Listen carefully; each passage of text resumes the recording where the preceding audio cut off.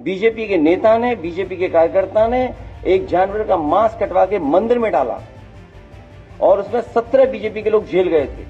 आप लोगों ने न्यूज ही नहीं चलाई, तब कहां था आज तक? अरे लातों के भूत बातों से कहां मानने वाले हैं, बिना डंडे के मानेंगे नहीं। आप देख रहे होंगे बंगाल जल रहा, वहां की मुख्यमंत्री चुप है। सपा सांसद का कॉलर पकड़ के ममता ने खींचा। हंगामा कर रहे सपा सांसद को ममता ने सिखाया सबक। ममता दीदी के हमदर्द बने अखिलेश। जब से वक्फ ने कानून का रूप लिया है, तब से देश में मानो हिंसा की आग जगह जगह देखने को मिल रही है।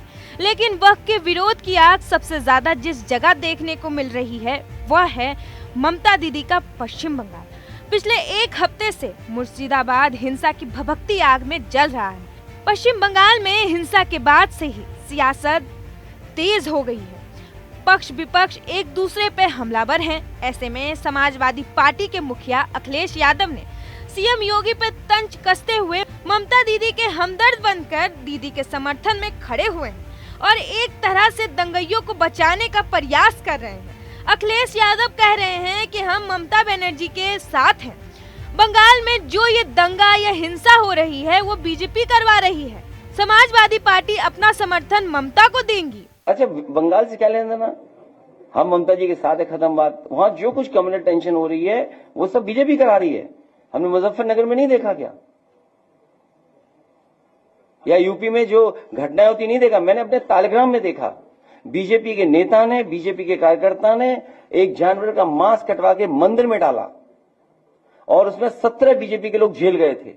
आप लोगों ने न्यूज ही नहीं चलाई, तब कहां था आज तक? अब बताइए भला, दंगे में भी एक दूसरे को समर्थन देने का रिवाज शुरू कर दिया है इन्होंने। और साथ ही अखिलेश यादव अपनी सत्ता के लालच में इतने अंधे हो गए हैं कि सही और गलत का फर्क करना ही भूल गए हैं। खैर, आज जो अखिलेश यादव ममता दीदी के समर्थन में उतरे हैं, कभी वही ममता बनर्जी ने समाजवादी पार्टी के सांसद की कॉलर पकड़कर उसे हड़का दिया था, वो भी मुलायम सिंह के दौर में। आखिर क्या थी वो कहानी, चलिए आपको बताते हैं। दरअसल महिलाओं के लिए संसद में सीटें आरक्षित करने के लिए महिला आरक्षण बिल 1996 में एच.डी. देवगौड़ा के नेतृत्व वाली सरकार ने सबसे पहले किया था। लेकिन हर बार विरोध और सर्वसहमति न पाने के कारण इसे पास नहीं करवाया जा सका। आखिरकार मोदी सरकार ने अपने कार्यकाल में महिला आरक्षण बिल पास करवाया। खैर, बात करते हैं ममता बनर्जी की। जब उन्होंने इसी महिला आरक्षण बिल की वजह से समाजवादी पार्टी के सांसद से भिड़ गई थी। बता दें कि 1998 से 2004 के बीच भी महिला आरक्षण बिल पास करवाने के लिए अटल सरकार ने कई बार प्रयास किए, लेकिन हर बार विरोध होता। 1998 में तो जब बिल का विरोध हुआ तो खूब बवाल किया गया। आरजेडी के सांसद सुरेंद्र प्रसाद यादव ने तो अध्यक्ष जी एमसी बालयोगी से बिल की कॉपी छीनी और उसे फाड़कर फेंक दिया था। इसी तरह के हालात 1998 में बने थे, क्योंकि महिला आरक्षण बिल फिर से पास करवाने के लिए पेश किया गया। इस बार भी हंगामा शुरू हुआ। स्पीकर की कुर्सी की तरफ कुछ सांसद बढ़ते हुए गए। समाजवादी पार्टी के सांसद दरोगा प्रसाद सरोज भी स्पीकर की कुर्सी की तरफ हंगामा करते हुए बढ़े और इसी बीच ममता बनर्जी ने सपा सांसद दरोगा प्रसाद सरोज का कॉलर पकड़ लिया, जिस पर बवाल मच गया। बिल के विरोध में मुलायम आरजेडी सांसद रघुवंश प्रसाद ने इसे गैर कानूनी बता दिया था। वहीं इसके बाद भी कई बार महिला आरक्षण बिल पास करवाने के लिए पेश किया गया, लेकिन हर बार हंगामा और बवाल की वजह से मामला फंस गया। आखिरकार 2023 में मोदी सरकार ने नए संसद भवन में लोकसभा में सदन के विशेष सत्र के दौरान इस विधेयक को पेश किया और फिर दोनों सदनों में पास भी करवाया और नया नाम भी दिया, नारी शक्ति वंदना अधिनियम। इसी बिल को पास करवाने के लिए 1996 से लड़ाई चली आ रही थी और 1998 में तो मामला मारपीट तक पहुंच गया था सदन में। ममता बनर्जी ने सपा सांसद की कॉलर पकड़कर अच्छे से सबक सिखा दिया था। आज वही अखिलेश यादव बंगाल के मुस्लिम दंगइयों के लिए ममता बनर्जी का समर्थन कर रहे हैं और सीएम योगी के बयान पर पलटवार कर उन्हें नसीहत दे रहे हैं। लेकिन शायद अखिलेश यादव ये भूल गए हैं कि सीएम योगी के लिए हिंदू और हिंदुत्व का सम्मान सर्वोपरि है। आखिर कहीं भी हिंदू के साथ अत्याचार किया जाए तो सीएम योगी कायदे से हिसाब कर देते हैं। इस बात का पता आप सीएम योगी के इस बयान से ही लगा सकते हैं। बिना डंडे के मानेंगे नहीं। आप देख रहे होंगे बंगाल जल रहा है, वहां की मुख्यमंत्री चुप है, दंगाइयों को शांति दूत कहती है। अरे लातों के भूत बातों से कहां मानने वाले हैं।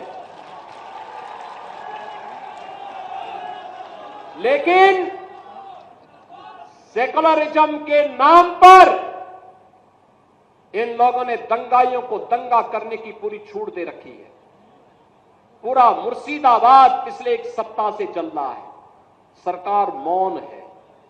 बहनों और भाइयों, इस प्रकार की अराजकता पे लगाम लगनी चाहिए और मैं धन्यवाद दूंगा इस बात के लिए वहां की माननीय न्यायालय को, जिन्होंने वहां पर केंद्रीय बलों की तैनाती करके वहां के अल्पसंख्यक हिंदुओं की सुरक्षा की व्यवस्था करने के लिए कदम उठाया है और आज केंद्रीय बल वहां पर तैनात है। आपने वहां की पीड़ा सुनी होगी। सब लोग मौन है, कांग्रेस मौन है मुर्शिदाबाद के दंगों पर, कांग्रेस मौन है, समाजवादी पार्टी मौन है, टीएमसी मौन है। वे धमकी पे धमकी दिए जा रहे हैं, समर्थन कर रहे हैं। बांग्लादेश के अंदर जो हुआ था उसका समर्थन कर रहे हैं बड़ी बेशर्मी के साथ। अगर उन्हें बांग्लादेश अच्छा लगता है तो उनको बांग्लादेश ही जाना चाहिए। क्यों भारत की धरती पर बोझा बने हुए हो? क्यों भारत की धरती पे बोझा बने हुए हो? हम आभारी हैं प्रधानमंत्री मोदी जी के और गृह मंत्री अमित शाह जी के, जिन्होंने वक्फ संशोधन अधिनियम को पारित करके गरीबों की जमीनों पर और सार्वजनिक जमीनों पर पड़ने वाली डकैती पर लगाम लगाने का काम इस अधिनियम संशोधन अधिनियम के माध्यम से पारित किया है।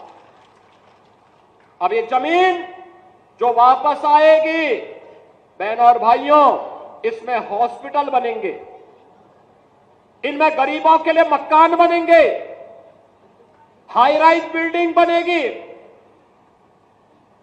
यहां पर स्कूल बनेंगे, विश्वविद्यालय बनेंगे, निवेश के लिए लैंड बैंक बनेगा। लेकिन किसी को जमीन पर कब्जा करके गुंडागिर्दी करने की छूट अब नहीं मिलेगी। इसलिए ये लोग परेशान हैं, क्योंकि जमीन के नाम पर जो लूट थी वह रुकने वाली है और उसलिए इन लोगों को परेशानी है।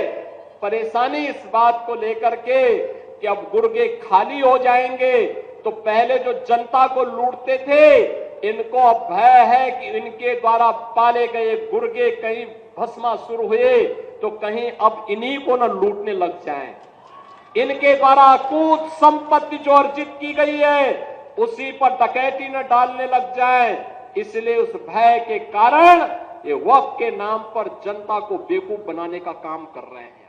ये सियासत खेल ही ऐसा है साहब, यहाँ कब कौन पलट जाए अपने फायदे के लिए ये कोई नहीं जानता। ऐसे में आपका क्या कुछ कहना है? 1998 में ममता द्वारा सपा सांसद के कॉलर पकड़ने, दंगाइयों के लिए अखिलेश यादव का ममता दीदी का समर्थन करना और साथ ही जिस तरीके से हिंसा की आग में अपनी सियासत की रोटियां सेकना कितना सही है? इस पूरे मामले को लेकर आपकी क्या राय है? कमेंट सेक्शन में हमें जरूर बताइएगा। बीजेपी के नेता ने, बीजेपी के कार्यकर्ता ने एक जानवर का मांस कटवा के मंदिर में डाला और उसमें 17 बीजेपी के लोग जेल गए थे।